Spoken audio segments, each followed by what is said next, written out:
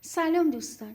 امروز اومدم با یه متن جدید دیگه، دی وایبر فون واینزبرگ، زنان واینزبرگ، خدمتتون دیگه یه ریدینگ دیگه رو هم با هم دیگه بخونیم. König Konrad belagerte im Jahr 1140 die kleine Stadt Weinsberg in Schwaben. پادشاه کنراد محاصره کردش در سال 1140 یک شهر کوچیکی رو به اسم واینزبرگ در شوابن. بلاگرن به معنای محاصره کردن هستش. بلاگرت محاصره کرد. در اینجا با قرمز نوشتم معنیشو. بلاگرن فرب ترانزیتیو، فعلی هستش که متعدیه. mit einem Heer umschlossen halten. Festung oder Stadt. Eine Festung oder eine Stadt mit einem Heer umschlossen halten. یک شهر یا یک دژ و قلعه رو به وسیله یک لشکر، یک عده نظامی در محاصره نگهداری. بلاگرن محاصره کردن.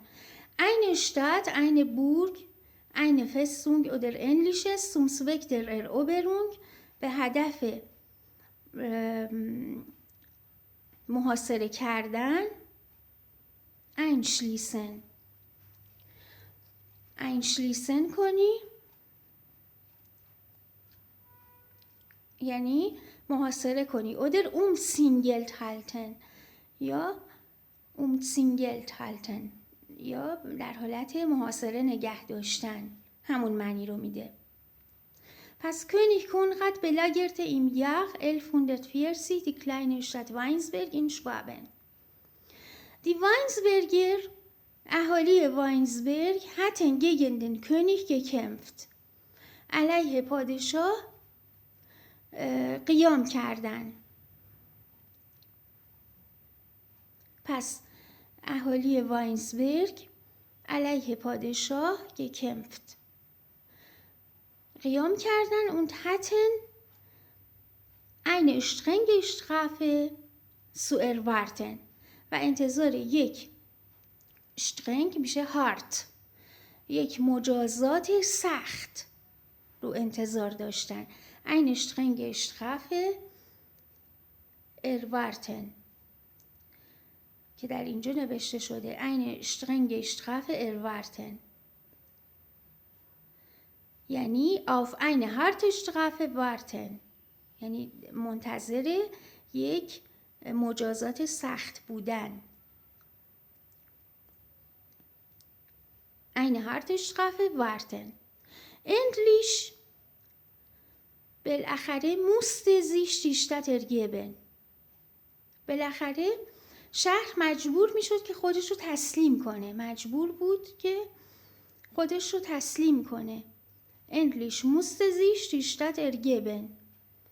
بالاخره مجبور میشد شهر خودش رو چیکار کنه؟ تسلیم کنه.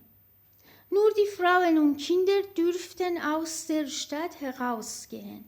تنها زنان و بچه ها اجازه داشتن که از شهر بیرون برن.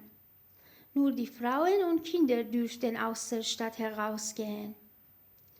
Der König erfüllte ihnen sogar noch eine Bitte. پادشاه erfüllte ihnen eine Bitte. jemandem eine Bitte erfüllen. ببینید eine Bitte erfüllen. jemandem eine Bitte erfüllen یعنی خواسته کسی رو اجابت کردن. به معنای گیورن هستش، یعنی آرزوی کسی رو برآورده کردن. گیورن به معنای ارزانی داشتن. eine Bitte erfüllen به معنای گیورن، هم معنیش میشه گیورن. Der König erfüllte ihnen sogar noch eine Bitte. پادشاه حتی یک خواهشی رو هم از اونها قبول کرد که برآورده کنه، اجابت بکنه. jede Frau dürfte so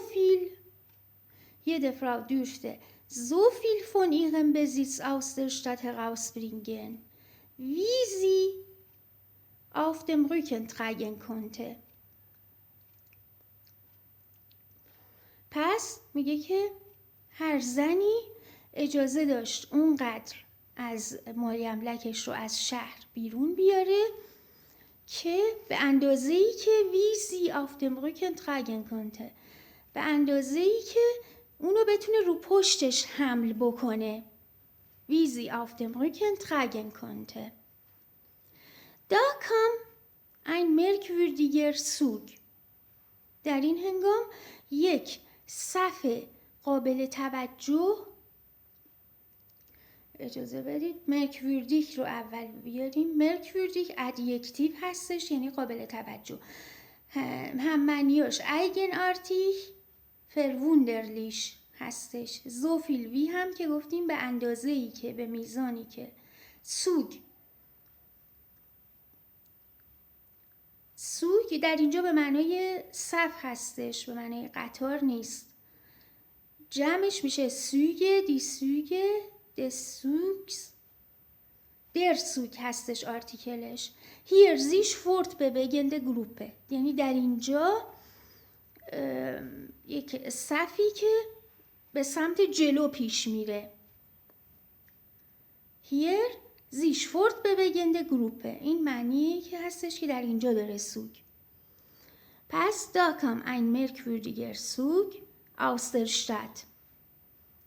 در این هنگام یک صف قابل توجه از شهر خارج شد. Jede Frau trug ihren Mann auf dem Rücken. هر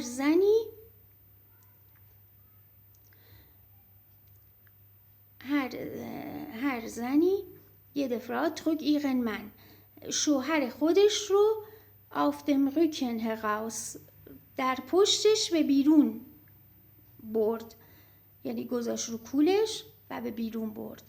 allen anderen Besitz، eigentum‌های دیگرشون رو، دارایی‌های دیگرشون رو hatten sie zurückgelassen، جا گذاشتن. zurücklassen به معنای an einem Ort einen Platz lassen und sich entfernen.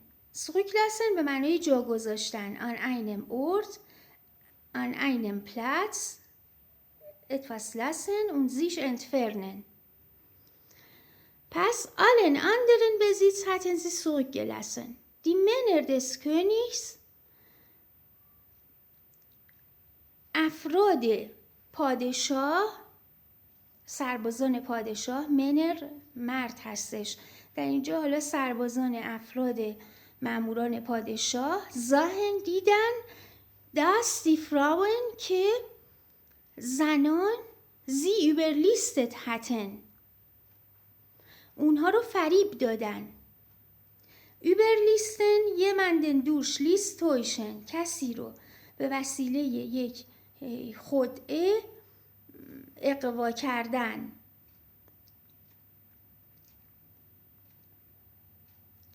پس dass die Frauen sie überlistet hatten und wollten es nicht erlauben، و میخواستن که اجازه ندن. aber der König sagte، اما پادشاه گفت ich habe den Frauen erlaubt، من به زنها اجازه دادم ihren wertvollsten Besitz herauszutragen، با ارزشترین داراییشون رو بیرون ببرن. und das Wort des Königs soll gelten، و کلام پادشاه بایستی که اعتبار داشته باشه. حالا معنیش در اینجا das Wort des Königs soll gelten میشه ein Mann ein Wort، مرد و قولش، یه همچین چیزی میشه ترجمه کرد. seit dieser Zeit heißt die Burg، از اون زمان قلعه که توی واینزبرگ بود، über dem Städtchen Weinsberg، Burg Weibetreu. seit dieser Zeit heißt، نامیده شد، die Burg über dem Städtchen Weinsberg، Burg Weibetreu، قلعه‌ای که در شهر واینزبرگ بود، قلعه وفای زنان نامیده شد. heißt Burg Weibetreu. خب امیدوارم که استفاده کافی رو کرده باشید. تا ریدینگ بعدی شما رو به خدای بزرگ میسپارم. خدا نگهدار.